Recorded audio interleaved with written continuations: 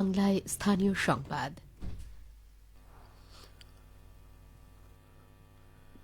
আসসালামু আলাইকুম। বাংলাদেশ বেতার রাজশাহী স্থানীয় সংবাদ পড়ছি মোয়াজ্জেম হোসেন। বগুড়ার সোনাতলায় বিশ্বব্যাংকের অর্থায়নে গ্রামীণ সড়কে সুখদাহ নদীর উপর 7,85,24,000 টাকা ব্যয়ে আরসিসি গার্ডার ব্রিজ নির্মাণের কাজ শেষ হয়েছে। সোনাতলা উপজেলা সদর থেকে প্রায় 13 কিলোমিটার দক্ষিণে জোরগাছা ইউনিয়নের ঠাকুরপাড়ায় সুখদাহ নদীর উপর ব্রিজ নির্মাণে দীর্ঘদিনের দাবি ছিল। এলজিইডি বিভাগ কাজটি বাস্তবায়ন করেছে।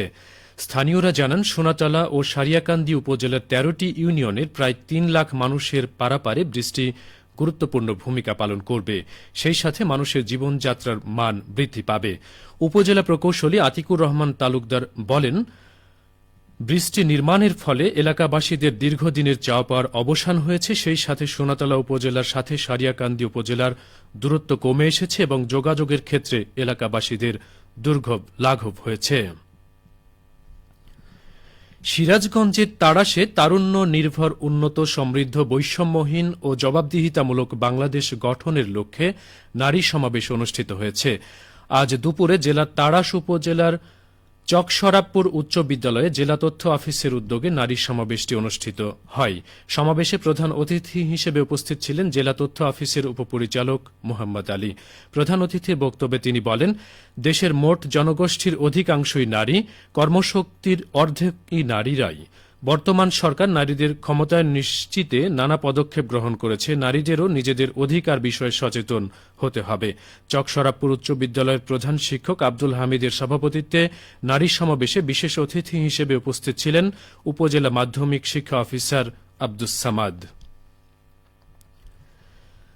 দীর্ঘ অপেক্ষার পরে নাটোর চিনিকল লক্ষ্যমাত্রা ছাড়িয়ে অতিরিক্ত 1,018 টন চিনি উৎপাদনে সক্ষম হয়েছে।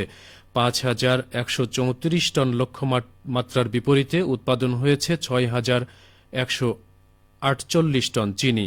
চিনিকলের কার্যক্রম নিয়ে এখন শুনুন আমাদের নাটোর জেলা সংবাদদাতার একটি প্রতিবেদন। নাটোর জেলা শহরের একমাত্র রাষ্ট্রায়ত্ত ভারী শিল্প নাটোর চিনিকলে আকমারাই মৌসুম শেষ হয়েছে।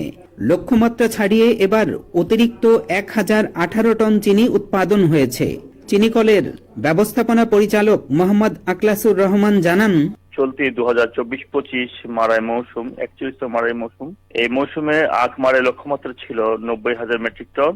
5.70 রিকভারিতে চিনি উৎপাদন লক্ষ্যমাত্রা ছিল 5,130 মেট্রিক টন। সেখানে 75 দিনে 1,07,799 মেট্রিক টন আখ মারাই করে আখ থেকে চিনি উৎপাদনের রিকভারি 5.70 লক্ষ্যমাত্রা অর্জিত করে 5,130 মেট্রিক টনের স্থলে 6,148.80 মেট্রিক টন চিনি উৎপাদনে সক্ষম হয়। সদ্য সমাপ্ত মৌসুমে কৃষকদের কাছ থেকে 65 কোটি টাকার আখ ক্রয় করেছে চিনিকল কর্তৃপক্ষ।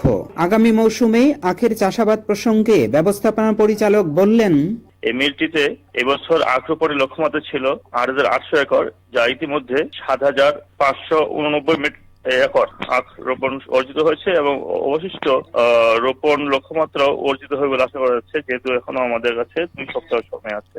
এবছর আখের মূল্য বৃদ্ধি এবং আখের মূল্য চাষিদেরকে যত সময় দিতে পারায় চাষিরাও বেশ আনন্দিত এবং আখ আবাদ বৃদ্ধি পাচ্ছে, তারা আবাদে আগ্রহী হয়েছে। নাটোর চিনিকলকে কেন্দ্র করে আখ এই এলাকার অন্যতম প্রধান অর্থকরী ফসলে পরিণত হয়েছে। কর্মসংস্থানের পরিধি বৃদ্ধি পেয়েছে। সাফল্যের এই ধারাবাহিকতায় আগামীতে চিনিকলটি লাভজনক পর্যায়ে উপনীত হবে বলে আশা করা হচ্ছে। ফারাজি আহমদ রফিক বাবন, নাটোর জেলার সংবাদদাতা, বাংলাদেশ বেতার, রাজশাহী। নওগাঁ সরকারি কলেজে তারুণ্যের উৎসব উদযাপন উপলক্ষে বসন্ত বরণ, পিঠা মেলা ও বিজ্ঞান মেলা অনুষ্ঠিত হচ্ছে। আজ সকালে কলেজ মাঠে দিনব্যাপী নানা আয়োজনের উদ্বোধন করেন কলেজের অধ্যক্ষ প্রফেসর মোহাম্মদ শামসুল হক। মেলায় 20টি স্টলে ঐতিহ্য তুলে ধরে বাহারি রকমের পিঠা ও 12টি স্টলে শিক্ষার্থীরা তাদের উদ্ভাবিত নতুন প্রযুক্তি প্রদর্শন করছেন। এছাড়া 2টি স্টলে বইয়ের পসরা এবং মুক্ত মঞ্চে দিনভর সাংস্কৃতিক অনুষ্ঠান পরিবেশন করছেন শিক্ষার্থীরা। উদ্বোধনী অনুষ্ঠানে নওগাঁ মেডিকেল কলেজের অধ্যক্ষ ডাক্তার মুক্তার হোসেন, নওগাঁ সরকারি কলেজের উপাধ্যক্ষ প্রফেসর এস.এম. মুজাফফর হোসেন সহ অন্যান্য শিক্ষক শিক্ষার্থীগণ উপস্থিত ছিলেন। মানবতা বিরোধী মামলায় দীর্ঘ ১৩ বছর ধরে কারাবন্দী দলের সহকারী সেক্রেটারি জেনারেল এটিএম আজহারুল ইসলামের অবিলম্বে মুক্তির দাবিতে পাবনা শহরে বিক্ষোভ মিছিল ও সমাবেশ করেছেন জামায়াতে ইসলামীর নেতাকর্মীরা। আজ বেলা ১১টার দিকে খণ্ড খণ্ড মিছিল নিয়ে পাবনা শহরের আব্দুল হামিদ রোডের শহীদ চত্বরে সমবেত হন। সেখানে সংক্ষিপ্ত সমাবেশে বক্তব্য রাখেন জেলা জামায়াতের আমির অধ্যাপক আবু তালেব মণ্ডল, সাবেক আমির আব্দুর রহিম সহ অন্যান্যরা। সমাবেশ শেষে একটি বিক্ষোভ মিছিল শহীদ চত্বর থেকে শুরু হয়ে আব্দুল হামিদ রোড হয়ে 0 পয়েন্ট ঘুরে পাবনার কেন্দ্রীয় শহীদ মিনারের সামনে গিয়ে শেষ হয়। সবশেষে আবহাওয়া। আজ রাজশাহীতে সর্বোচ্চ তাপমাত্রা ছিল ২৯.৮ ডিগ্রি এবং সর্বনিম্ন ১৬.৭ ডিগ্রি সেলসিয়াস।